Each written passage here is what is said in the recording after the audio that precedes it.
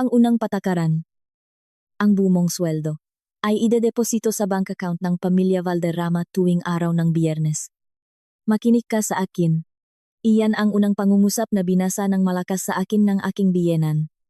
Wala pa kaming 24 na oras na kasal. Nasa hapagkainan kami.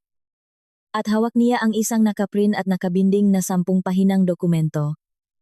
Tinawag niya itong mga patakaran para maging isang mabuting may bahay. Ang bank account na tinutukoy niya ay sa kanya, hindi sa akin. Hindi rin sa anak niya, kundi sa kanya. May 40 pang patakaran na kasunod iyon. Pagsimba tuwing linggo ng walang palya.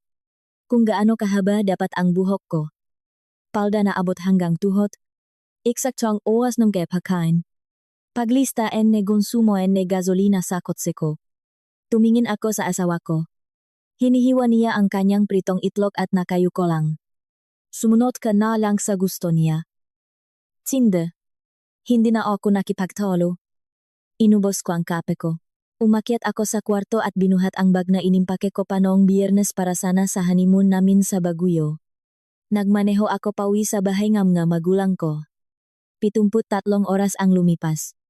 Kumakalabok ang kamaong ng biyenan ko sa pintuan ng nanay ko sa gitna ng hating gabi. Gusto kong malaman kung saang panig ng mundo kayo naroon. Ako nga pala si Cindy. 30 taong gulang. At ito ang pinakamahabang linggo ng buhay ko. Bumalik tayong isang araw. Sa umaga kasal ko sa isang maliit na bayan sa Anilao, Batangas. Taksibol iyon ng taong 2026. Ginanap ang kasal sa isang malaking pantalan ng resort na pag-aari raw ng biyenan ko. Gusto ko sana sa isang maliit na simbahan.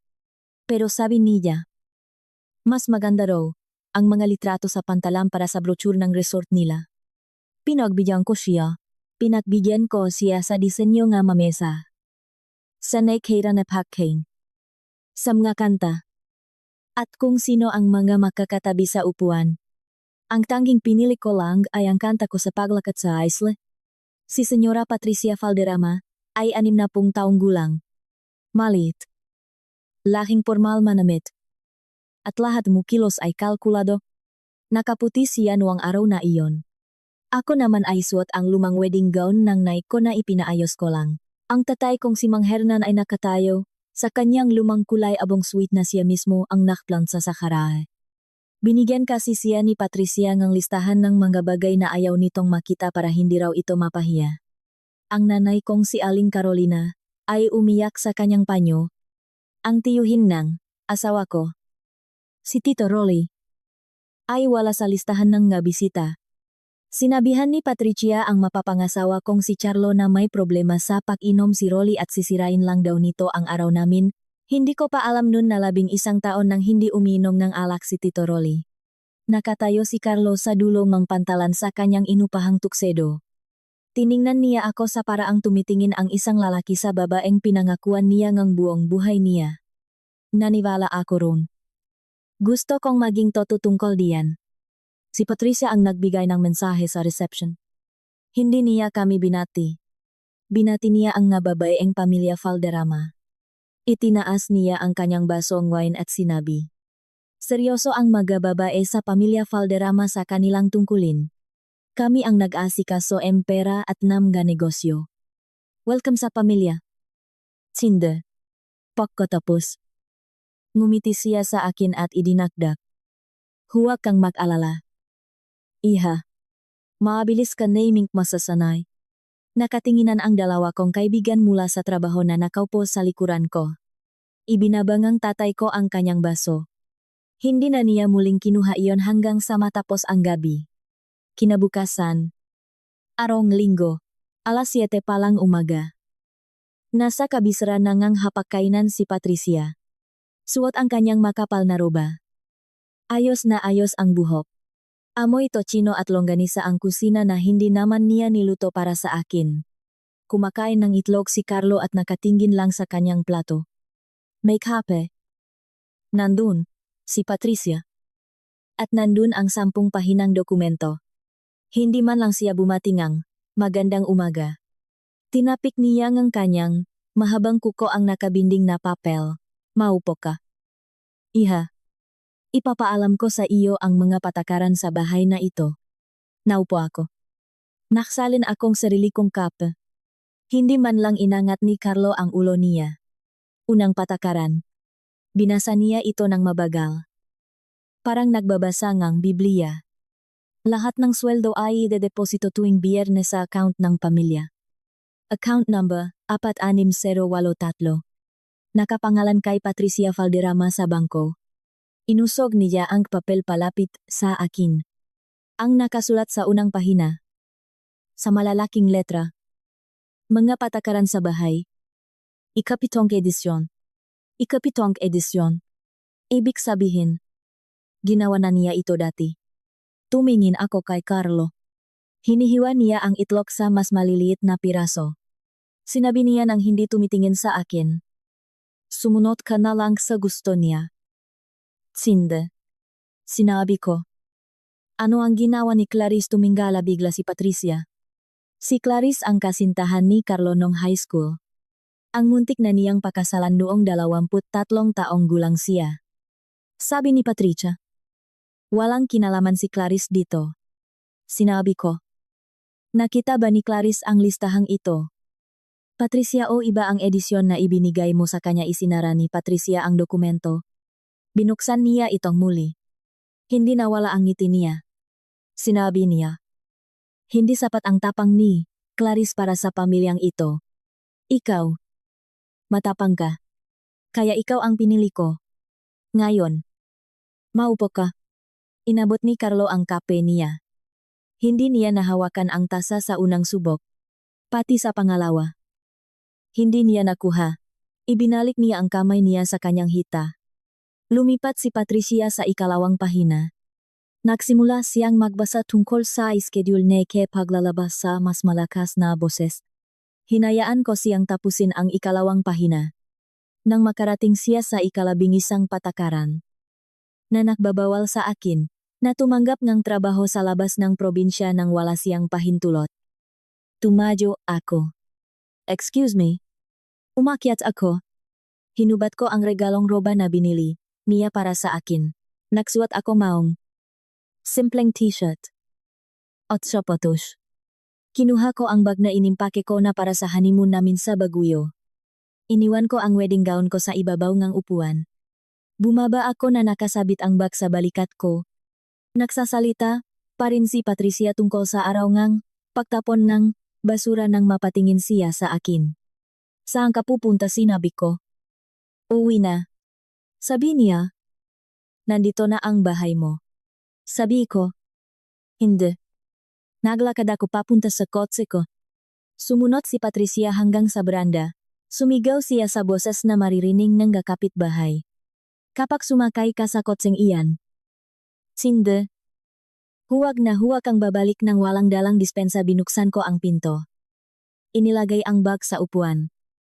At pinaandar ang makina. Habang umaatras ako sa mahabang driveway. Nagsimulang tumunog ang cellphone ko. Hindi ko ito tiningnan. Hinayaan ko lang itong tumunog. Hindi lumabas si Carlo.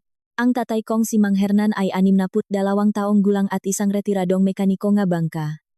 Mayroon siyang lumang kulay berdeng Toyota Hilux. Mas malinis pa ang truck niya kaysa sa salangang ibang tao. Kahit minsan. Hindi niya ako pinagtaasan ng boses. Ang nanay kong si Aling Charolina ay 60 taong gulang. 31 taon siyang naging guro sa elementarya. Masarap siyang gumawa ng sopas at pandesal. Hanggang ngayon. Pinagahanda niya pa. Rin ako ay merienda. Kapag may sakit ako. Tulad noong 8 taong gulang pa lang ako. Nakatira sila sa isang simpleng bahay sa subdivision kung saan nila ako pinalaki. Nasa itaas ang dati kong kwarto. Nandun pa rin ang tropeo ko sa taekwondo sa ibabaw ng kabinet. Maliit. Tahimik. At maayos ang buhay nila. Inakala kong hindi na nila kakailanganin ng higit pa ron hanggang sa tumanda sila. Nakilala ko si Carlo noong Mayo. Taong 2024. Pumasok siya sa ahensya ang insurance kung saan ako nagtatrabaho mula pa noong 24 na taong gulang ako. Kailangan niya ng insurance para sa kotse. Ngumiti siya sa paraang parang hindi siya makapaniwala na pinapansin ko siya. May mga puwang na sa pagkatao niya simula pa lang. Hindi siya kailanman nagsalita tungkol sa tatay niya. Sasabihin lang niya. Namatay si Papa noong 18 taong gulang ako. At ibahin na niya ang usapan. Hindi niya ako dinala sa bahay nila para ipakilala sa nanay niya hanggang sa 7 buwan namin. Sa unang hapunan kasama ang pamilya. Tinanong agad ako ni Patricia kung magkano ang sinasahod ko bago pa man niya yabot sa akin ang kanin. Sinabi ko ang totoo. Sabi niya. Disiplinadong bata. Mabuti. Hindi ko napagtanto hanggang sa tumagal na ang salitang disiplinado ay ginagamit niya para sa mga aso. Sa hapunan ding iyon. Tinanong niya kung nagsisimba ako tuwing linggo. Sinabi kong sa parokya ng San Jose mula pa noong 6 na taong gulang ako. Sabi niya. Sa Santuario de San Lorenzo kami nagsisimba. Doon nakalibing ang tatay ni Carlo. Doon ka na rin magsisimba kasama namin. Hindi iyon isang tanong. Hiniwalang ni Carlo ang karne sa plato niya. Ang Valderrama, Resort and Marina, ay nasa tabing ng lawa mula pa noong 1971. Itinayo ito ni lolo ni Carlo. Ipinamana niya ito sa kanyang 2 anak. Sina Danilo at Rolly. Si Danilo ang tatay ni Carlo. Si Rolly ang tiyuhin niya. Pinatakbo nila ito ng makasama sa loob ng 25 taon. Pagkatapos. Noong 2012. Araw ng Paskong pagkabuhay. Inatake sa puso si Danilo habang nasa ibabaw ng yate ng isang kliyente. Namatay siya sa edad na 51 bago pa man makarating ang ambulansya. 18 taong gulang nun si Carlo. Ang kuya niyang si Diego ay 24 na taong gulang at nag-aral na sa seminaryo para maging pari. Si Patricia ay 46. Inilibing niya ang kanyang asawa noong Martes at kinuha ang pamamahala sa opisina ng resort noong Huwebes. Sa loob ng 9 na taon. Pinatakbo niya ito kasama si Rolly. Ayon sa lahat ng nakakakilala sa kanila. Si Rolly ang gumagawa ng halos lahat ng trabaho, noong 2021. Pinilit ni Patricia na bilhin ang parte ni Rolly sa resort sa halagang hindi nito matatanggihan. Pagkatapos, nagpakalat siya ang chismis sa simbahan na palaging lasing si Rolly at hindi mapagkakatiwalaan sa mga yate ng mga kliyente. Sa loob ng 3 buwan. Napilitang lumipat si Rolly sa isang maliit at lumang bahay sa kabilang bayan. At halos lahat ng tao sa komunidad ay hindi na sinasagot ang matawag niya. Ipinagpatuloy ang tatay ko ang pagsama sa kanya sa pangingisda tuwing 2 Sabado. Ganun katagal nang makaibigan ang tatay ko at si Rolly. At ganung klaseng kaibigan ang tatay ko. Hindi ko alam na pumirma pala si Patricia ang kontrata na nakakahalaga ang 250 milyong piso sa Hilario Development noong Pebrero. Ibebenta niya ang buong resort para tayuan ng 48 unit ng mabakasyunan. Hindi ko alam na nagbayad na pala siya ng 20 milyong piso bilang down payment para sa isang rest house sa Tagaytay noong Enero. Hindi ko alam na sinabihan niya si Carlo. 4 na linggo bago ang kasal namin. Na kailangan niyang makuha ang sweldo ko simula sa unang Biyernes, namin bilang mag-asawa. Para saan para mapanatiling buhay ang resort hanggang sa makuha nila ang buong bayad mula sa developer. Alam ni Carlo. Pero hindi niya sinabi sa akin. May isa pa akong hindi alam. Nung 11 Oktubreng nakaraang taon. Ang mismong araw na nag-propose sa akin si Carlo sa may pantalan. Nagmaneho ang tatay ko papunta sa lumang bahay ni Rolly. May dala siyang tseke na nakakahalaga ng 1 milyong piso sa bulsa ng kanyang polo. At handa siyang akuin ang 2 milyong pisong utang ng resort. Kinuha niya ang pera mula sa 5 milyong pisong pamanangang sarili niyang ina. Nagmaneho sila ni Rolly papunta sa pantalan bago lumubog ang araw. Umupo sila sa masangkawayan sa labas ng bodega. At nagsulat ng isang pahinang kontrata ang bentahan gamit ang kamay. Pumirma si Rolly. Pumirma si Hernan. Pumirma ulit sila sa likod ng papel na may nakasulat na. Para kay Cindy. Pagdating ang tamang panahon. Pagkatapos. Niyakap ni Rolly ang tatay ko. Iyon ang unang yakap sa pagitan ng 2 matandang lalaki sa buong buhay nila. At ibinalik niya sa tatay ko ang 3 bahaging resort na hindi sana niya kinailangang ibenta. Tiniklop ng tatay ko ang papel sa 4 at inilagay sa isang maliit na kahon na hindi nasusunog sa itaas ng kanyang kabinet sa garahe. Sinabi niya lang ito sa nanay ko. Hinihintay niya ang tamang Sabado. Pakauwi namin ni Carlo mula sa bahayo. Para tawagin kaming dalawa sa kusina. Magsalin ng 3 basong alak. At sabihin sa amin ang toto. Pero hindi na siya nakaroon ng pagkakataon. Nagmaneho akong 22 minuto mula sa bahay ng Valderrama papunta sa amin. 5 beses tumunog ang telepono sa upuan.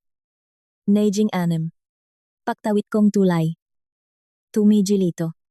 Pagkatapos. Naksimula na naman. Dumaan ako sa tapat ngang opisina ngang insurance. Dumaan ako sa sementeryo kung saan nakalibing ang lola ko. Dumaan ako sa Yolibe kung saan kami madalas mag-almusal ni Carlo tuwing Sabado ng umaga. Hindi ko hinayaang mapunta sa voicemail ang tawag. Hinayaan ko lang itong makring. Gusto kong malaman kung gaano katagal tatawag si Patricia. Tumawag siya ng 19 na minuto. Nang mag-red light. Tiningnan ko ang screen. Nakasulat. Patricia Valderrama. 23 tawag. Carlo. 7 tawag. May isang text mula sa numerong hindi ko kilala. Nakasulat. Si Kuya Diego ito. Ligtas ka ba parang awa muna? Sabihin mong ligtas ka. Mahal ko ang kapatid ko. Pero mas mahal kita ngayon. Nag-green light. Hindi ko sinagot. Nang pumasok ako sa driveway, namin bandang alas 8:42. Nasa pintuan na ang nanay ko. May nakasampay na basahan sa balikat niya at nasa ibabaw ang ulo ang kanyang salamin. Hindi siya sumigaw. Hindi siya tumakbo pababa ang hagdan. Binuksan niya ang pinto at tumabi. Lumabas ang tatay ko mula sa garahe 3 minuto ang lumipas. Pinupunasan ang langis sa kanyang mga kamay gamit ang pulang basahan. Tiningnan niya ang bag ko. Tiningnan niya ako. Sinabi niya, "Maupo ka. Anak, ipagluluto kitang itlog." Iyon lang. 30 taon na siyang tatay. Alam niya kung ano ang ibig sabihin ng pag-uwi ng anak niyang babae ng alas 8 ng umaga. Isang araw pagkatapos ang kasal nito. At hindi niya ako pipiliting magpaliwanag bago niya ako pakainin. Gumawa ang sopas at pandesal ang nanay ko. Nakakalahati ako sa tinapay. Nakaupo ako sa masang kinainan ko ng libu-libong beses noong bata pa ako. Pagkatapos, nagsalita na ako. Inabutan niya akong listahan. Sinabihan ako ni Carlo na sumunod. Ibinabang ng tatay ko ang tinidor niya sa plato. Inabot ng nanay ko ang kamay ko sa ibabaw ng mesa. Pagkatapos, nakvibrata ang bulsa ko. Inilabas ko ang cellphone ko at inilapag itong nakaharap sa kanila para makita nila. Si Carlo. Tiningnan ang tatay ko ang telepono at tumingin sa akin. Sinabi niya, "Hindi mo siya kailangang sagutin ngayong hapon." Hinayaan ko itong mamatay. Tumunog ulit pagkalipas ng 30 segundo. Si Patricia naman ngayon. Pinatay ko ang tawa. Nag-vibrate ulit ang telepono ko. Text mula kay Patricia. Nakasulat sa malalaking letra. "Umuwi ka ngayon din." Tsinde. Pinatay ko ang cellphone at inusog palapit sa tatay ko. Inilagay niya ito sa bulsa ng niyang polo. Tulad ng ginagawa niya nun sa mga report card ko noong high school kapag may mababa akong marka na ayaw kong makita niya. Hindi niya ito ibinalik sa akin hanggang Martes. Nang gabing iyon. Bandang alas 9. Pagkatapos kong maligo ng matagal sa banyong may nakasampay pang mga tuwalya ko noong high school, pumunta ang tatay ko sa kusina at may tinawagan. Nipis lang ang dingding ng bahay namin. Nakaupo ako sa itaas naghagdan sa dilim at nakinig. Raleigh. Si Hernan ito. Oh. Nakauwi na siya. Isang mahabang katahimikan. Bukas isa pang katahimikan. Alam ko. Panahon na. Ibinaba niya ang telepono. Tumayo siya sa harap ng lababo ng matagal. Pagkatapos ay pinatay ang ilaw at natulog. Pumasok ako sa trabaho noong Lunes ng umaga. Pumarada ako sa opisina bandang alas 8:20. Naglakad ako papasok na bitbit ang kape at laptop ko na parang ordinaryong Lunes lang. Ang boss kong si Miss Andrea, na 26 na taon ng ahente, ay tumingin sa akin mula sa kanyang desk at itinaas ang kanyang baba. Sabi niya. Sinde. Sabi ko. Good morning, Miss Andrea. Sabi niya. Napaaga yata ang balik mo. Sabi ko. May kaunting pagbabago lang sa plano. Sabi niya. Magsabi ka lang kung may kailangan ka. Iyon na ang pinakamalapit na pagtatanong ni Miss Andrea tungkol sa personal kong buhay. Natapos ko ang 7 kaso bago magtanghali. Kumain ako ng ininit na pagkain sa desk ko. Bandang 3:00. Habang may kausap ako sa kabilang linya. Tumunog ang telepono ko sa opisina. Sinagot ko. Isang boses ang babae ang nagsalita. Sinde. Si Ginang Reyes ito mula sa parokya. Ipinaalala lang sa akin ni Patricia na hindi ka raw nagsimba kahapon. Ibinaba ko ang telepono nang hindi nagsasalita at pinatay ang tawag. Hindi ako humalaw sa loop ang 1 buong minuto. Bandang 4:02. Tumunog ulit ang telepono. Ngayon. Isa sa mga pinsan ni Carlo na 2 beses ko palang nakita. Sabi niya. Sinde. Iha. Gusto ko lang malaman ang totoo. Totoo bang kukunin ni Tita Patricia ang sweldo mo kinabukasan pagkatapos ng kasal niyo, sabi ko? Oo. Isang mahabang katahimikan. Sabi niya. Ganyan din ang ginawa niya sa nanay ko noong 1988. Itinakas ang tatay ko ang nanay ko gamit ang isang inupahang truk noong alanganing oras ang gabi. Sana binalang kita. Pasensya na. Binaba niya ang telepono bago pa ako makasagot. Hawak ko ang telepono sa loop n 1 pang buong minuto. 5:00. Umalis ako sa opisina at nagmaneho papunta sa Lipa Elementary School. 4 na taon na akong nagtuturo ng libreng taekwondo sa 24 na batang nasa asul na antas tuwing Lunes. Nagbihis ako sa banyo ngang guro. Nagbigay-pugay ako sa 8 batang dumating ng araw na iyon. Kalahati ngang klase. Habang hawak ko ang target pat para sa isang maliit na batang nangangalang Rosie. Tumingin ako sa bintana ng gym at nakita ko ang isang puting Toyota Hilux na nakaparada sa labas. Salop ngang kalahating segundo. Inisip kong sa tatay ko iyon. Pero berde ang Hilux ng tatay ko. Puti ang kay Carlo. Hindi ko pa sila napakamalan dati. Sinabihan ko ang mga bata na mag-water break. Tinawid ko ang parking lot na nakapa sa suot kong puting uniforma. Isinuot ko ang sapatos ko sa may pinto. Pinuksan ang pinto ng truck. At sumakay. Hindi siya tumingin sa akin. Amoy cinnamon na air fresh na ang sasakyan. Na biniling nanay niya noong Pasko. Sabi niya. Parang awa mo na. Bumalik ka na. Naghintay ako. Sabi niya. Hindi ito tulad ng iniisip mo. Na-stress lang si mama. May malaking transaksyon kasing paparating. Ang listahan ganyan talaga siya kapag na-stress. Hindi niya sinasadya iyon. Sabi ko. Tintay pa niya iyon.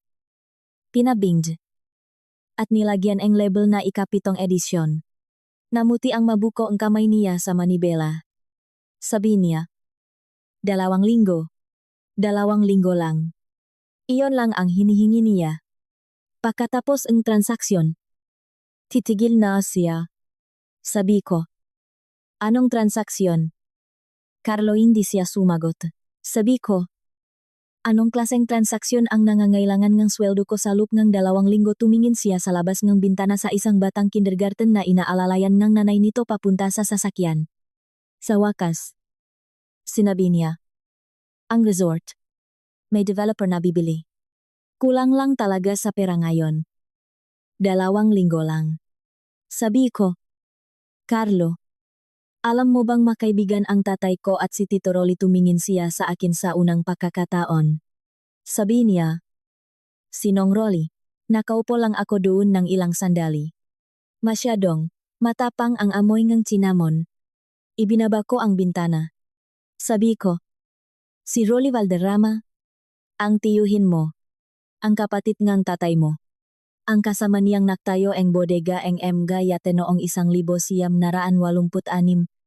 Sabi ni Carlo. Patay na si Tito Rolly. Sabi ko. Hindi. Nakatira siya sa isang maliit na bahay sa kabilang bayan. Isinasama siya ang tatay ko sa pangingisda tuwing ikalawang Sabado. 40 taon na. Mas matagal nang kilala ng tatay ko si Rolly kaysa sa nanay ko. Naksimulang manginig ang makakamay ni Carlo. Idiniin niya ito ng mabuti sa manibela para tumigil. Nabigo siya. Ibinaba niya ang makamay niya sa kanyang hita at idiniin ng mabuti. Patuloy pa rin itong nanginginig. Sinabi niya ng mahina. Sabi niya sa akin. Nasa ospital na raw. Pumunta ako sa burol. Pumunta ako sa burol niya. Sinde. Pinagsuot niya, kaming lahat ng itim. Nakasara ang kabaong. Sabi niya. Ayaw daw ni Tito Eng may seremonya. Tumulong pa akong magbuhat ng kabaong. Sabi ko. Mabiga ba ang kabaong tinitigan niya ako? Sabi ko. Mabigat ba? Carlo ipinikit niya ang kanyang mamata. Sabi niya. Hindi. Pinuksan ko ang pinto. Humakbang pababa sa semento. At isinara ito ng dahan-dahan. Naglakad ako pabalik sa gym. Tinuruan ang ikalawang kalahati ang klase. Nagpaalam sa mga bata bandang alas 6. Nagmaneho pawinang suot pa rin ang uniforme ko sa taekwondo. At kumain ng malamig na tirang kaldereta kasama ang namagulang ko sa kusina. Sinabi ko sa nanay ko ang pinag-usapan namin. Sinabi ko sa kanya ang tungkol sa kabaong. Hindi man lang inangat ng tatay ko ang ulo niya mula sa plato niya. Kumain siya ng mabagal. Nang makarating ako sa bahagi tungkol sa burol. Ibinaba niya ang tinidor niya at ipinatong ang mga palat niya sa mesa. Sinabi niya ng napakahina. Pinabuhat niya sa kanila ang walang laman na kabaong. Sabi ko. Opo. Sabi niya. Bukas. May pupuntahan kami ni Rolly. Hindi mo na kailangang malaman kung saan. Pagkalipas ang 1 minuto. Idinagdag niya. Alam niya kung ano ang ipinapagawa niya sa anak niya. Alam na alam niya. Walang ginagawa si Patricia nang hindi sinasadya sa buong buhay niya. Umakyat ako sa lumakong kwarto at humiga sa maliit kong kama. Tiningnan ko ang tropeo ko nung high school at inisip ang lalaking pinakasalan ko kahapon. Tumulong magbuhat ng walang laman na kabaong ng buhay pa niyang tiyuhin. Kung naranasan mo na sa isang relasyon, na pinili ni asawa mo ang nanay niya kaysa sa iyo. Kahit isang beses lang. Kahit sa maliit na bagay. Magiwan ka en isang salita sa komo. Ang salita ay pareho. Gusto kong malaman kung gaano tayo karami. Babasahin ko ang bawat isa sa mga iyon. Ngayong gabi bago ako matulog. Martes NG umaga. Inilabas ng tatay ko ang asul na suit na binili pa niya noong 2017 mula sa kabinet. Inayos ang nanay ko ang sinturon niya. Hinalikan siya sa pisngi. At pinagbaon ng mainit na kape sa termos. Nasa kalsada na siya papunta sa bahay ni Rolly bandang alas 8:15. Lumabas din si Rolly suot ang nag-isa niyang formal na jacket. Isang lumang kulay kayumanggi na binili pa niya noong 1985 para sa kasal nga. Kapatid niya kay Patricia.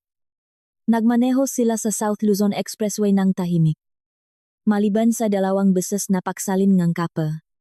Pumarada sila sa opisina ng Hilario Development bandang alas 9:10 ng umaga. Tiningnan ng receptionist. Isang dalagang nangangalang Trina na nasa 22 taong gulang pa lang. Ang 2 matandang lalaki sa kanilang lumang damit. Sabi niya. Pasensya na po. Magino. Kung wala po kayong appointment. Hindi ko po kayo, pwedeng pinutol siya ni Rolly. Sabihin mo kay Ginoong Hilario na nandito ang kapatid ni Danilo Valderrama tungkol sa resort. Kinuha ni Trina ang telepono niya. Hindi niya ito sinabi ng malakas. Tintaype niya ito sa chat. Tinitigan niya ang screen niya. 2 beses nakbago ang reaksyon ng mukha niya sa loob ng 20 segundo. Pagkatapos. Tumayo siya at sinabi. Tatanggapin na po kayo ni Ginoong Hilario ngayon. 3 palapa. Corner office sa kaliwa. Pagkatapos. Idinakdak niya ng mahina. Kinansela niya ang lahat ng meeting niya ngayong umaga. Si Ginoong Mariano Hilario ay 54 na taong gulang. Pangatlong henerasyon ang kanilang pamilya na nagtatayo ang mga subdivision sa probinsya. Nakalaro pa ang golf ang tatay niya si Danilo Valderrama noong dekada 80. Hindi siya umupo sa likod ng kanyang desk. Umupo siya sa ikatlong leather na upuan. Tulad ng ginagawa ng isang tapat na tao kapag gusto niyang maging pantay-pantay ang lahat sa isang silid. Hindi tinakot ni Rolly si Mariano. Umupo siya. Nakakrus ang mabinti at nakapatong ang mga kamay. Ikinuwento niya ang kasaysayan ng resort. Ikinuwento niya ito ng maikli. Biniling lolo nila. Isang veterano. Ang lupa noong 1971. Sila ni Danilo ang nagpatakbo mula 1974 hanggang 2012. Ang araw noong 86 na ibinuhos nila ang semento para sa ikalawang pantalan kasama ang 7 lalaki mula sa simbahan. At inukit ni Danilo ang ma-inisyal nila sa basang semento. Pagkatapos. Sinabi niya, "Binura ako ni Patricia. Ang hipag ko. Mula sa alaala ng pamilya 5 taon na ang nakakaraan. Iyon mismo ang masalitang ginamit niya. Binura." Sabi ni Mariano. "Sinabi sa akin ni Patricia na sumakabilang buhay na po kayo.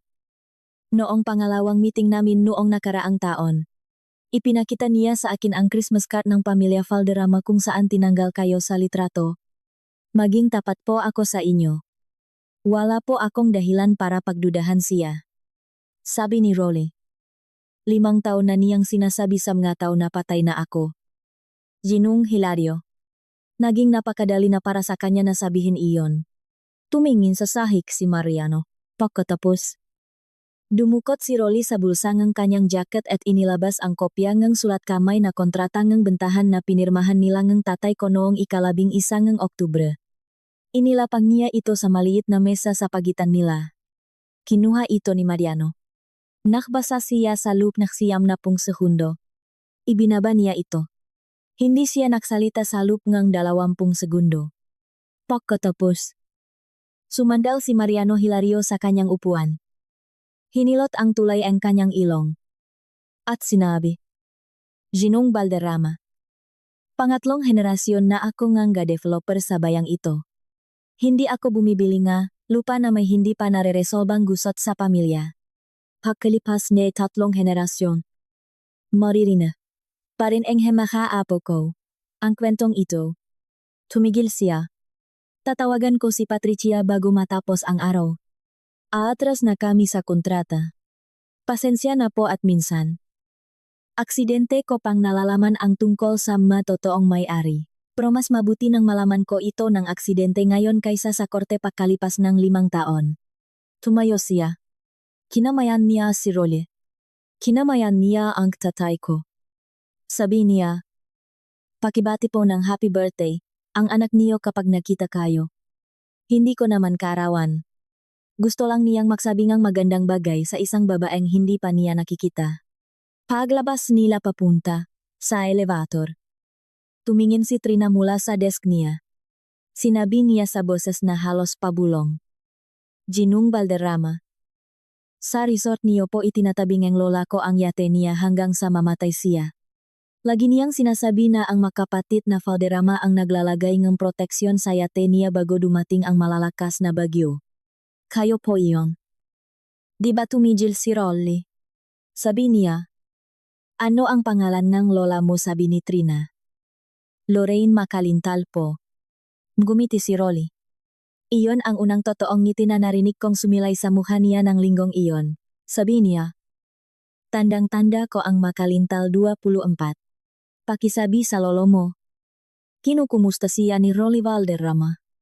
Napunong luha ang mga mata ni Trina. Sabi niya, "Namatay po siya noong nakaraang taon." Sabi ni Rolly. "Nakikiramay ako. Hindi ko alam. Pumunta sana ako sa burol niya kung nalaman ko lang." Pagkatapos, tumango siya at naglakad palabas sa parking lot. Dumukot muli si Rolly sa kanyang jacket at naglabas ang isang simpleng sobregaling sa bangko. Iniabot niya ito sa kamay ng tatay ko. "Hernan, mula sa parteng anak mo nung nakaraang kwarta. 25,500 piso." Sabihin mo sa kanya. Sa kanya iyan. Inilagay ito ngang tatay ko sa bulsa ngang polo niya. Nakmaneho sila pauwi. Kalahati ngang biyahe. Binasak ng tatay ko ang katahimikan at sinabi. Matutuwa sana si Danilo dito. Sabi ni Rolly. 10 taon na sana itong ginawa ni Danilo, Miyerkules ng umaga. Habang inihahatid ang tatay ko si Rolly pauwi. Nakaupo ako sa desk ko sa opisina at tinawagan si Kuya Diego. Sinagot niya sa ikatlong ring. Sinde. Sabi ko. Kuya Diego. Sinde ito. Iniwan ko na si Carlo noong linggo. Isang mahabang katahimikan. Naririnig ko ang maibon salinya niya. Siguro nasa labas siya. Sabi niya. Buong linggo kitang gustong tawagan. May nahanap ako nung Sabado ang umaga. Mismong umaga ang kasal niyo. Pwede ba akong pumunta diyan para maghapunan bukas ng gabi, sabi ko. Oh. Sabi niya. Salamat sa pag-aalis mo. Karamihan sa atin. Hindi nakakaroon ng pagkakataong gawin iyan. Iyon lang ang pinag-usapan namin. Hindi niya tinanong kung ano ang nangyari. Hindi niya tinanong kung okay lang ako. Hindi niya tinanong kung babalik pa ako. Nagpasalamat siya. At ibinaba niya ang telepono. Nang hapong iyon. Nakmaniw ako pauwi at pumarada. Sa likod ng truck na tatay ko. Nasa beranda ang nanay ko. May 2 basong iced tea. Makapal ang alikabok. Namulaklak na ang mga puno sa labas magdamag. Umupo kami. Nakpahanghin. Sabi niya. May gusto akong sabihin sa iyo na hindi ko pa kailanman nasasabi. Naghintay ako. Sabi niya. Ang nanay ngang tatay mo. Ang lola mo. Ginawa rin sa akin ang ginagawa ni Patricia sa iyo. Hindi listahan. Hindi siya ganun ka-organisado para gumawa ngang listahan. Pero iyong manota sa refrigerator tungkol sa mga hapunan tuwing linggo. Ang mapagtawag niya sa eskwelahan kung saan ako nagtuturo para tanungin ang principal kung nire-representa ko ba ng maayos ang pamilya nila. Ang mamartes ng umaga na pumapasok siya sa kusina ko at inayos ang mga pampalasa ko ayon sa alpabeto dahil pakiramdam niya. Walang kwenta ang sistema ko para sa panlasa ng anak niya. 18 taon. Sinde. Hinintay ko siyang mawala. Hindi ko sinasabing hanaw din ang gawin mo. Sinasabi ko sa iyo na naiintindihan kita. At pasensya na dahil hindi ko naituro sa iyo kung paano umalis ng mas maaga kaysa sa ginawa ko. Nagsimula akong umiyak nun. Sa unang pagkakataon sa buong linggo. Tahimik sa upuan. Tumunog ang pinto. Lumabas ang tatay ko sa beranda. May hawak na alak sa maliit na baso. Hindi siya nagsalita. Umupo siya sa pinakataas na baitang ning hagdan. Nakatalikod sa amin. Hindi niya kailangang makialam. Kailangan niya lang ipaalam sa akin na hindi ako nag-iisa sa beranda. Umupo kami. Umihip ang hangin. Pakaraan ngang ilang sandali. Sabing nanay ko. Nakaupo lang siya sa kusina na nakaawang ang pinto simula noong umuwi ka noong linggo. Natutulog siyang bukas ang pinto ang kwarto namin. Ginagawa niya iyon kapag naalala siya sa taong nasa itaas ng bahay. Pinakisipan ko iyon. Hindi ko alam. Nang gabing iyon. Umakyat ako at hinubat ang 2 singsing ko. Ang engagement ring. At ang simpleng gintong singsing, mula noong Sabado. Inilagay ko ang mga ito sa isang maliit na asul na supot. Hinila ang tali. At itinago sa pinakailalim ng kabinet ko.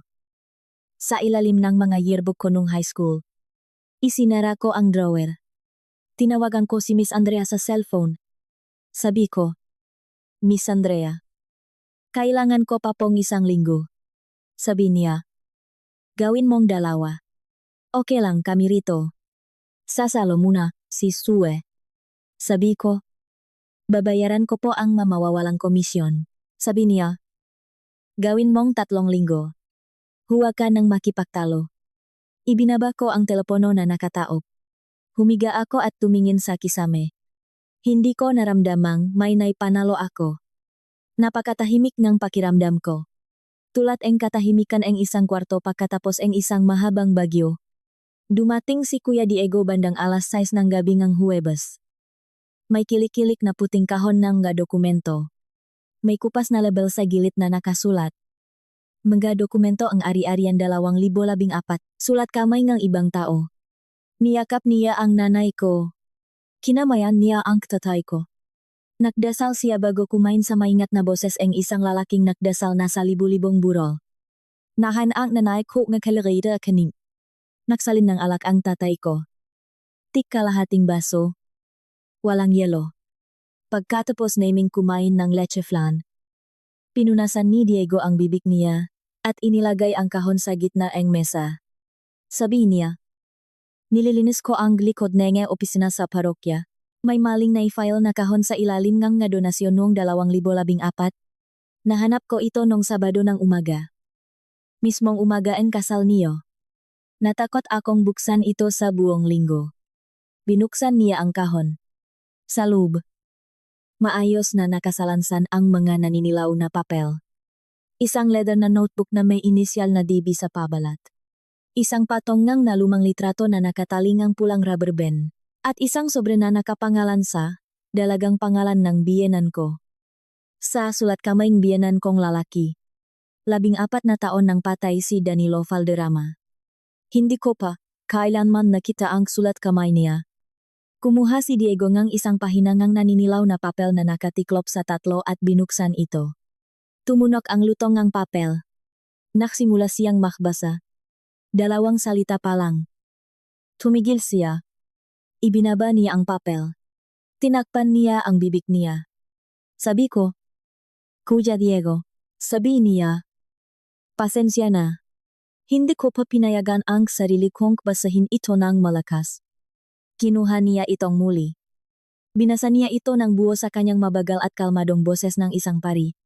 Para sa sinumang makakabasa nito. Kung may mangyari man sa akin, gusto kong makuha ang kapatid kong si Rolly ang kanyang 3 bahaging resort. Siya ang dahilan kung bakit nandito ito. Mas pinakakatiwalaan ko siya kaysa kaninuman. Gumagalang. Danilo Valderrama. 14 ng Marso. Taong 1990. Ibinaba niya ang papel. Ibinabangang tatay ko ang tinidor niya. At pinisil ang tulay ngang kanyang ilong. Napuno ngang luha ang nga mata niya. Pero hindi niya hinayaang tumulo ito. Dumukot si Diego sa kahon at kinuhang malitrato. Inalis niya ang pulang rubber band ng maingat. Kinuha niya ang pinakaibabaw na litrato at inusok sa mesa papunta sa akin. Sina Danilo at Rolly ito noong tag-araw ng 1985. Nakatayo sa pantalan habang palubok ang araw sa tabi ng 19 na talampakang yate na kulay pula at puti. Parehong nakangiti ang makapatid. Nakaakbay si Rolly kay Danilo. Nasa mukha nila ang liwanag ng palubok na araw mula sa lawa. Sabi ni Diego, ibigay mo ito kay Carlo kapag handa ka na. Kinuha ko ito. Hinawakan ko. Hindi ako nagsalita ng matagal. Pagkatapos. Sinabi ni Diego ng napakahina. May isa pa sa kahon. Hindi ko pa ito tinitingnan. Ang sobrang nakapangalan sa nanay niya. Sabi, ne tatay ko. Huwag. Sabi ni Diego. Hindi ko bubuksan. Hindi ngayong gabi. Pero nandito ito. Makikita niya ito sa linggo. Miyerkules ng umaga bandang alas 11. May dumating na envelope galing sa courier para kay Patricia sa opisina ng resort. Personal itong pinirmahan ni Mariano Hilario. Nakasulat sa 3 talata na hindi na itutuloy. Nang Hilario Development ang pagbili dahil sa hindi pa nare-resolbang gusot sa pagmamay-ari. At ibabalik ang down payment niya sa loob ng 14 na araw. 3 beses niya itong binasa. Tinawagan niya si Mariano. Voicemail. Tinawagan niya si Trina. Sabi ni Trina. Nasa meeting do, si Junong Hilario, buong araw. Tinawagan niya ang ahente niya sa Tagaytay. Sinabihan siya na may 14 na araw siya para mahanap ng ibang bibili sa resort o tuluyan, nang mawawala ang 20 milyong pisong down payment niya ayon sa kontrata. Hindi siya nakapaganda para sa alinman dito. Inasahan niya ang taseke ni Hilario tulad ng pag-asa ng ibang tao sa pahinga. Nagmaneho siya papunta sa apartment ni Carlo ng tanghali. Hindi gumana ang susi niya. Pinalitan ni Carlo ang kandado nung Martes pagkatapos ng pag-usap namin sa parking lot. Hindi niya ito sinabi sa nanay niya. Hindi rin niya sinabi sa akin. Nakatayo si Patricia sa labas at pumindot sa doorbell ng 11 minuto. Nagiwan siya ang sulat sa ilalim ng pinto. Ibinigay ko sa iyo ang lahat. Ito ba ang igaganti mo sa akin? Hindi niya ito pinirmahan. Tinawagan niya si Carlo. Hindi sumagot. Pangalawang tawag. Pangatlo. Pang-apat. Panlima. Pang-anim. Pang-pito. Nakaupo si Carlo sa apartment niya. Nakasara ang mga bintana. Pinapanot ang telepono niyang umilaw ng paulit-ulit na may pangalan ng nanay niya sa screen. Sa unang pagkakataon sa loob ng 30 taon. Hindi makontrol ni Patricia Valderrama ang tagbong hapangyayaring siya mismo ang nakplano. Nakaupo siya sa opisina ng 2 oras nang hindi sinasagot ang matawag ng kliyente. Bandang 3:30. Lumabas siya. Nilak ang pinto. Nakmanaho pauwi. Nagsalin ng isang basong alak at umupo sa beranda kung saan niya dating pinakbawalan ang sarili niyang asawa na manigarilyo. Hindi siya umalis sa upuan hanggang sa dumilim. Bandang 11:51 ang Biyernes ng gabi. Nakahiga ako sa luma kong kama. Nagbabasa ang nobela habang nakaawang ang bintana. May dumaang ilaw ngang sasakyan sa pader. Isang pinto ngang kotse ang sumara. Pagkatapos. Pangalawa. Mga yabak sa beranda ng mamagulang ko. Pagkatapos. Kalabog NG kamao sa pinto namin. Hindi lang katok. Kundi buong kamao. 3 kalabo. Pagkatapos. Inulit. Inulit pa. Nauna ang nanay ko. Suot niya ang kanyang berdeng roba. Binuksan niya ang ilaw sa labas. Binuksan niya ang kinto ng 6 na pulgada habang nakakabit pa ang kadena. Nasa beranda namin si Patricia. Nakapatong ang kapote sa suot niyang pantulok na seda. Nakabagsak ang buhok niya sa muha. Suot ang isang sapatos at isang tsinelas. Kumalat na ang makeup niya sa ilalim ng mata. Sa likod niya. Sa pinababang baitang. Nakatayo si Carlo sa suot niyang maong at gusot na t-shirt na dinampot lang yata niya sa sahig ng kwarto niya. Nakatingin lang siya sa sapatos niya. Sabi ni Patricia. Nasaan siya? Nasaan ang manugang ko, sinabi ngang nanay ko ng mahinahon. Patricia. Hindi ka tatapak sa beranda, ko sa gitna ng gabi. Sabi ni Patricia. Tsinde. Lumabas ka rito ngayon din, bumukas ang ilaw sa beranda ng kabilang bahay. May tumunog na pinto sa bandang dulong kalsada. Bumaba akong hagdan na nakapantulog. Walang makeup. Nakamedyas. Tumigil ako 10 talampakan sa likod ng nanay ko. Sabi ko. Ma. Ako na po ang bahala. Umatras ng 2 hakbang ang nanay ko. Pero hindi siya umalis. Nakatayo siya sa tabi niya hagdan. Nakahalukip-kip. Inalis ko ang kadena. Binuksan ko ng mas malaki ang pinto. Hindi ako lumabas. Tiningnan ko si Patricia. Hindi ko pa kailanman nakita ang buhok niyang magulo. Hindi ko pa siya nakitang nakasuot ng isang sinelas lang. Sa unang pagkakataon. Mukha siyang kasing edad niya. At medyo mas matanda pa. Sabi niya. Hindi mo alam ang ginawa mo. Sabi ko. Alam na alam ko ang ginawa ko. Umuwi ako. Tumaas ang boses ni Patricia. Tumawag sa akin si Mariano Hilario. Si Mariano. Ang pinakamalaking oportunidad ko sa loob ng 20 taon. Sabi niya. Mayroon daw akong hindi pa nare-resolbang gusot sa pamilya sa sarili kong resort. Ang resort na mag-isa kong pinatakbo sa loob ng 14 na taon, may alam ka ba ron? Sindo hindi ako sumagot. Sabi niya. May alam ako tungkol sa tatay mo. Alam mo ba? Iyon sabi ko. Ano sabi niya? May alam ako tungkol sa tatay mo. Alam ko kung anong klaseng tao siya. Pinapaimbestigahan ko siya noong Nobyembre. May 4 na taong kaso siya sa korte dahil sa hindi nabayarang inupahang bodega. 50,000 piso. Hinayaan niyang umabot sa korte. Alam mo ba iyon? Alam ba iyan ng nanay mong nakmamalinis ang lalaking hinayaang umabot sa korte ang 50,000 pisong utang ang magtuturo sa akin kung paano magpatakbo ng resort humakbang siya ng isa palapit sa pinto. Sabi niya. Pinapaimbestigahan ko rin ang nanay mo. Tsinde. Alam mo ba yung 26 na taong nakturo? At ang tanging parangal na nakuha niya ay isang plaque para sa perfect attendance. Perfect attendance. Sindi ang pinakamababang parangal na pwedeng makuha ng isang guro. Iyan ang babaeng nakpalaki sa iyo na gagawa ang desisyon para sa resort ko. Tumawa siya ng isang beses. Isang pangit na tawa. Naramdaman kong nag-init ang mukha ko. Nagbabayat ng utang ang tatay ko buong buhay niya. Alam ko ang tungkol sa bodegang iyon. Doon niya itinago ang piano ni lola ko. Nag-maternity leave ang empleyado dun. Naipadala ang mga bill sa maling address.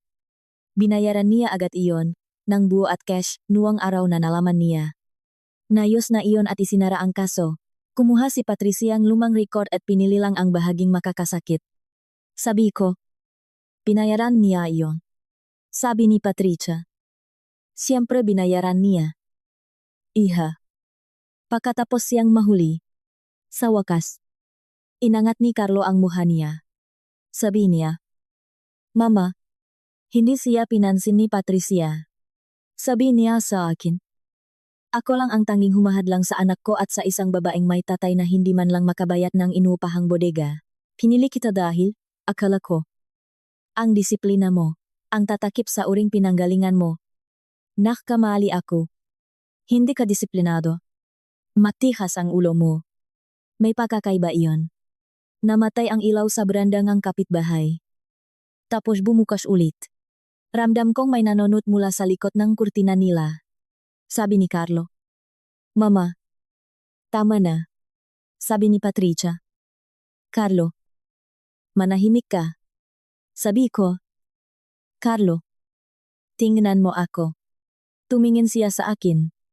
Nasa mukha niya ang liwanag ng poste sa kalsada. Mukha siyang 12 anyos. Sabi ko. Sa salo-salo, sa Paskong pagkabuhay. Doon tayo mag-usap. Isama mo ang kuya mo. Sabi ni Patricia. Hindi imbitado si Diego sa salo-salo ko. Sabi ko. Pupunta siya. Izinara ko ang gipinto. Inilok ko ito. Pinatay ko ang ilaw sa beranda. Narinig kong may isinigaw pa si Patricia mula sa labas.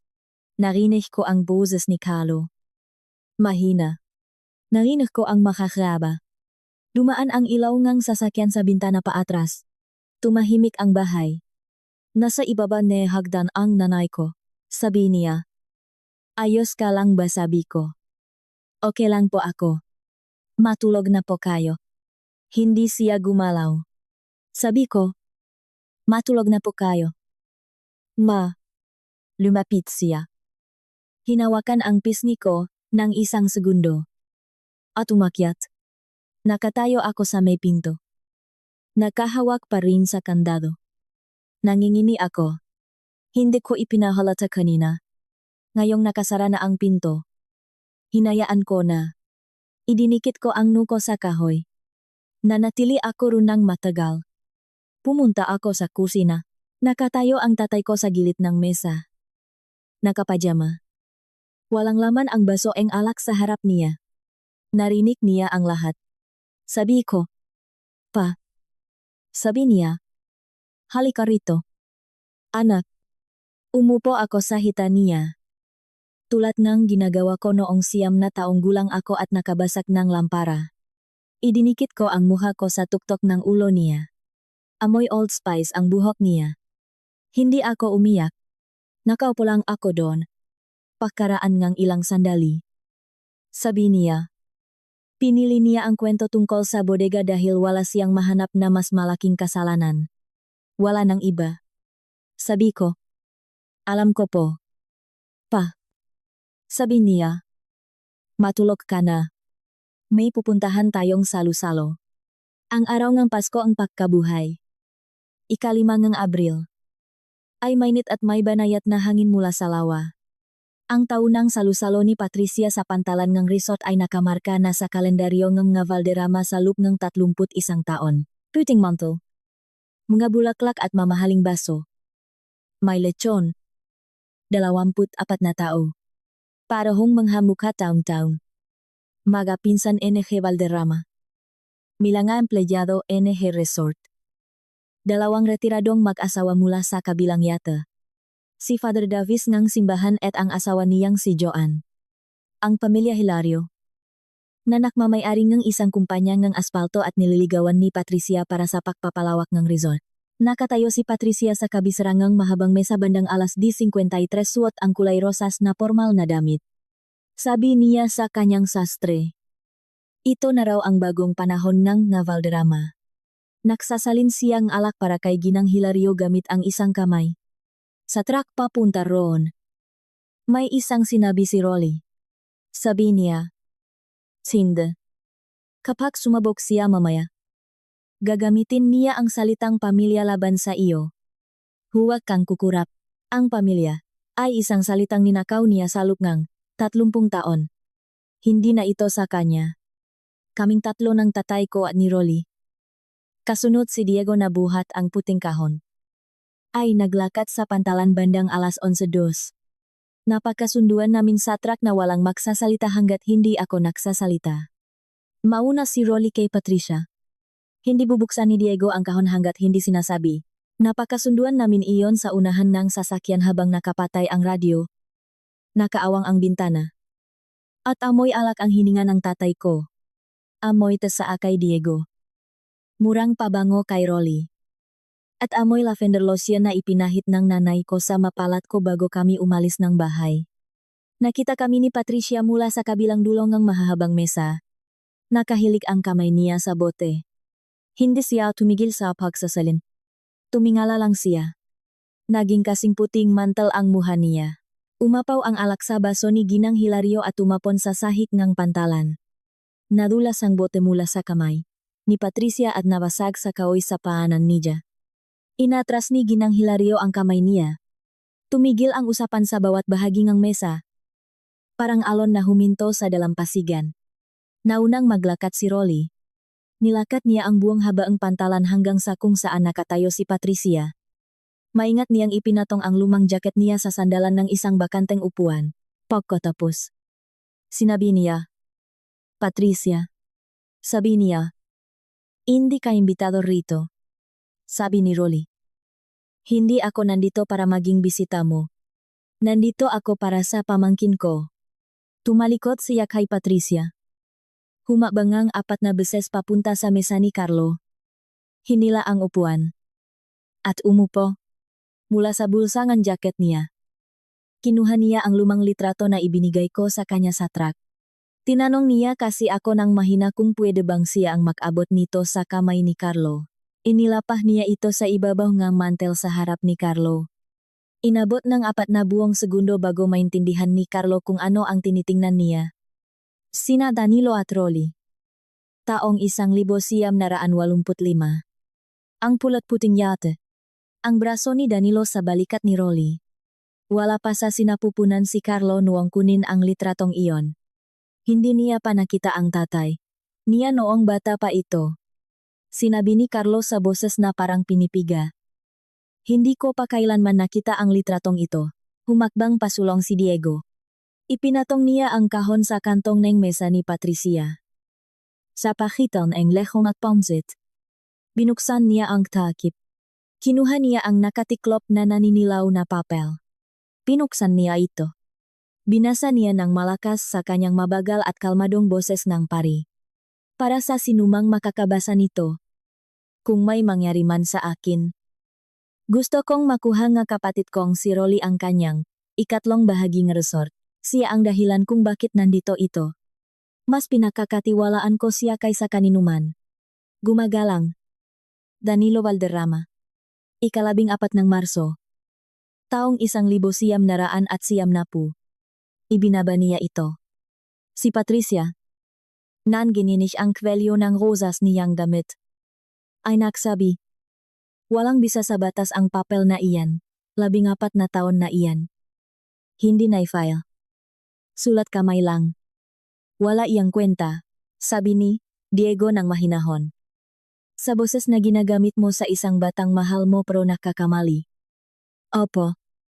Mama. Wala itong bisa sa batas. Ang tanging bigat lang nito ay ang pagiging toto. Pagkatapos, dumukot muli si Diego sa kahon. Kinuha niya ang pangalawang sobra. Ang nakapangalan sa dalagang pangalan ni Patricia gamit ang sulat kamay ng tatay nila. Sabi niya, hindi ko pa ito nabubuksan. Mama, sa tingin ko, gusto naming lahat malaman kung ano ang laman nito. Umatras si Patricia. Sabi niya, Diego, subukan mo lang. Inilagay ni Diego ang hinlalaki niya sa ilalim NG takip NG sobre, sabi ni Patricia. Diego binuksan niya ito. Naglabas siya ang isang pahina ang naninilaw na papel na may logong Valderrama Resort. Binasa niya ito gamit ang mata sa loob ng 10 segundo ng walang tunok. Pagkatapos, tumingala siya sa nanay niya. Nagbago ang mukha niya. Tiningnan niya ito sa paraang tumitingin ang isang anak sa magulang kapag napagtanto niya sa unang pagkakataon. Bilang isang matanda. Kung anong klaseng tao talaga ang nanay, niya buong buhay niya. Binasa niya ito. Patricia. 2 taon ko nang alam na nagbubukas ka ng account ko gamit ang pangalan mo. Hindi kita kinompronta dahil maliliit pa ang mga bata. At 2 taon na lang bago pumasok si Diego sa seminaryo. Nag-iwan ako ng mga tagubilin sa kapatid kong si Rolly tungkol sa resort dahil hindi ako naniniwalang iiwanan mo sa kanya, ang ikatlong bahagi gaya ng laging plano ng pamilya. Kung wala na ako at binabasa mo ito, pinapatawad kita sa ginawa mo sa pera. Pero hindi kita pinapatawad sa pinaplano mong gawin sa kapatid ko. Danilo. 14 ng Marso. Taong 1990. Tahimik ang pantalan. Sabi ni Patricia. Pagkaiyan, sabi ni Diego. Sulat kamay ito ni Papa. Mama. Alam mo iyon. Alam ko rin. Alam ding ni Carlo. Alam ang kahit sino rito na nakakita ng ang pirma niya sa buong buhay nila. Tumas ang boses ni Patricia. Sabi niya, Diego Valderrama. Wala kang utang na loob, pinalaki kita, pinag-aral kita sa seminaryo. Upo ka sa mesa ko ngayong Pasko ng pagkabuhay at pagbibintangan mo ako, sabi ni Diego. Hindi kita pinagbibintangan. Mama. Binabasa ko lang ang isinulat ng asawa mo. Humarap si Patricia kay Rolly. Sabi niya. At ikaw. Ikaw na nakakawa at lasanggong maliit na tao. Ginamit mo ang asawa ko at ginamit mo ang resort at ngayon. Ginagamit mo ang anak ko, ako ang pinili ni Danilo, pinakasalan niya ako na kaanak. Siya sa akin, ikaw ang sobrang kapatid lang. Naawa lang siya sa iyo. Iniisip mo bang may nakakaalala pa sa iyo sa mga tao sa simbahan? Ang naalala lang nila ay ang amoy alak mong hininga. Hindi tumingala si Rolly. Nakatingin lang siya sa litrato. Humarap sa akin si Patricia. Ang mukha niya ay may kulay na hindi ko pa nakikita sa kahit kaninong mukha dati. Sabi niya. At ikaw? Tingnan mo nga ang sarili mo. Nakatayo sa pantalan ko, suot ang mamahaling damit at ayos na buhok. Nagpapanggap na isang Valderrama. Hindi ka kailanman magiging Valderrama. Ang tatay mo ay isang mekaniko na may lumang trek at may kaso. Sa kota ang nanay mo ay nagturo lang sa public school. Nanggaling ka sa wala at babalik ka sa wala. At pwede mo nang dalin ang lahat ng ito. Ikinumpas niya ang kamay niya sa kahon. Sa pantalan. Sa akin. Pawi ka pa, umalis ka doon na humakbang pasulong ang tatay ko. Nilakat niya ang buong pantalan lampas sa 3 mesa. Inilapag niya ang isang simpleng puting sobre na hindi selyado sa mismong harap ni Patricia. Sa tabi ng lehon. Sinabi niya sa kalmadong boses na ginagamit niya kapag nag-abot nege may gamit sa pagmemekaniko. Patricia. Hindi mo na kailangang mag-alala tungkol sa mga dokumento sa korte. Kailangan mo lang malaman na ang anak ko na ang nagmamay-ari ng ikatlong bahagi ng pantalang ito ngayon. At hinding-hindi ito may babenta sa kahit anong condo developer. Lumingon sa akin si Carlo mula sa upuan niya. Nakatayo pa rin ako sa dulong pantalan. Tinangay ngang hangin ang buhok ko. Ramdam ko ang init ng araw sa likod ng liko. Sabi niya. Alam mo ibinuka ko ang bibig ko. Isinara ko ito. Ibinuka ko ulit.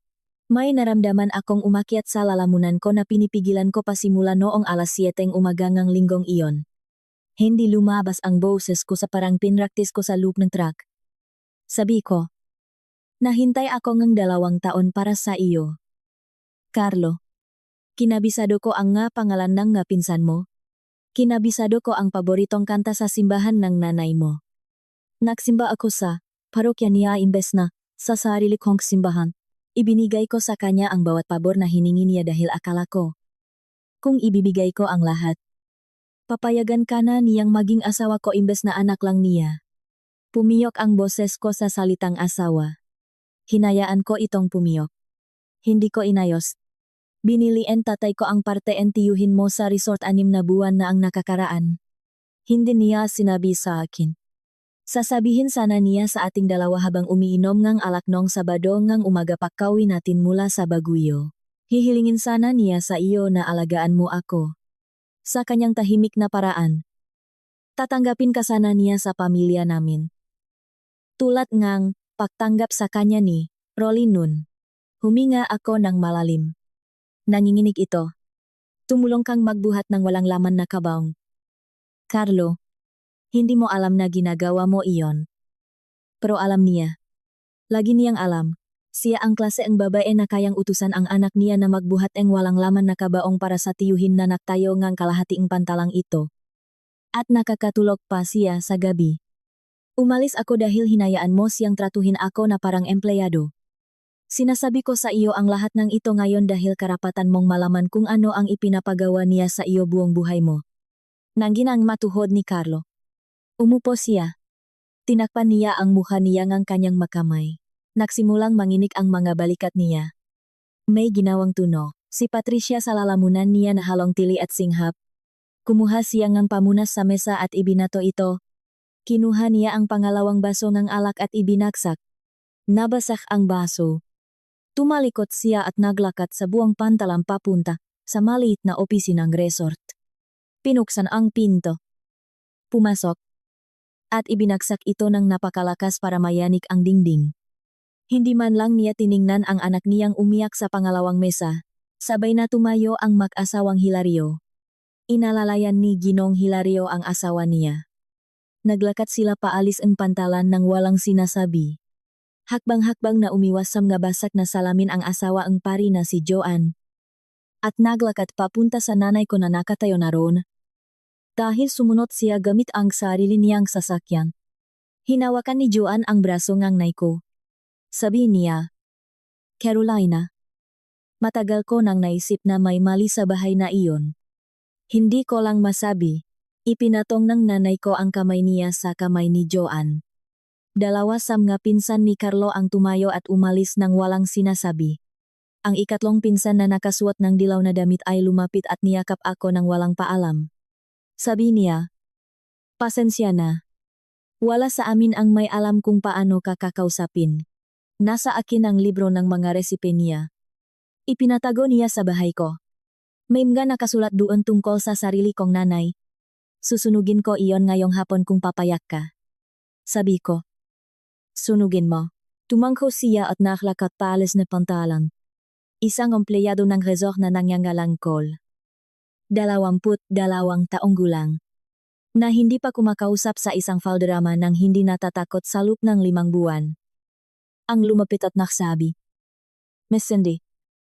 Sira na po ang proteksyon sa gilid ng yata number 31. Sabi po, ni Senyora Patricia. Hindi raw pwedeng palitan hanggang Hunyo. Pwede ko po bang palitan sa Lunes sabi ko. Sabi niya. Salamat po. Ma'am, at naglakad siya paalis na nakababa ang mga balikat niya. Sa unang pagkakataong nakita ko siya. Nakatayo lang ang MMG, Empleyado NG Resort. Hindi alam ang gagawin. Kinawayan sila ni Rolly ng bahagya na ang ibig sabihin ay. Sina. Magpahinga na kayo ngayong araw. Naglakad si Diego papunta kay Carlo. Ipinatong niya ang kamay niya sa balikat ni Carlo. Pagkatapos. Umupo siya sa tabi nito, sa bakanteng upuang hinila ni Rolly kanina. Hindi siya nagsalita. Lumingon si Carlo at isinupsop ang mukha niya sa balikat ni Diego. At sa wakas, umiyak siya ng malakas. Tulad ng pagiyak ng isang matandang lalaki kapag ang bagay na kinikimkim niya sa loob ng 30 taon ay tuluyan ng nakawala. Hinawakan ni Diego ang likod ng ulo ng kapatid niya gamit ang isang kamay. Tumingala siya sa akin at tumango ng isang beses. Umupo si Rolly sa upuang iniwan ni Patricia sa kabisrangang mahabang mesa. Kumuha siya ng tinidor. Kumuha siyang isang hiwang lechon, lumpia, at pansit. Kumain siya ng mabagal sa upuang hindi niya pwedeng upuan sa loob ng 5 taon. Naglakad ako paalis ko pantalan. Nakaangkla sa braso ng nanay ko. Sumakay kami sa sasakyan niya. Hindi kami nag-usap. Lumiko kami sa kalsada papunta sa amin. Namumulaklak ang napuno. Nakatambay kami sa driveway ng 1 minuto. Pinatay na nanay ko ang makina. Sabi niya, proud na proud ako sa iyo. Sabi ko, alam ko po. Ma, pumasok ako sa loob. Umakyat. Hinubad ang damit na isinuot ko sa pantalan. At isinabit, ito. Nagpalit akong pantulog. Umupo ako sa kama at tinawagan si Miss Andrea sa bahay nila. Sabi ko, Miss Andrea, papasok po ako sa Martes. Sabi niya, kunin mo na rin ang Miyerkules. Makita tayo sa Huwebes. Hindi ako umiyak. Umiyak na ako sa pantalan. Humiga ako at tiningnan ang tropeo ko sa taekwondo. Inisip ko ang kamay ni Diego sa ulo ni Carlo. At si Rolly na kumakain ng lumpia. Hindi ko naramdamang may naipanalo ako. Ang naramdaman ko ay ang pakiramdam kapag sa wakas. Bumaba na ang napakataas na lagnat mo. 8 linggo ang lumipas. Naging mayos ang proseso ng annulment namin. Nagsampa ako ngaso sa korte sa Batangas. Haining hikwang kotse ko. Ang ipon ko sa bangko. At ang pangalan ko pabalik. Hindi tumutol si Carlo sa Cayetano Run. Nawala kay Patricia ang 20 milyong pisong down payment sa Tagaytay. Binili ni Rolly at ng tatay ko ang natitirang parte niya sa resort sa 3 hulog sa loob ng 8 buwan. Pagdating ng Nobyembre, nakabit na ang bagong karatula. Nakasulat, Valderrama at Hernan Resort. Itinatag 1,971. Muling nagbukas 2026.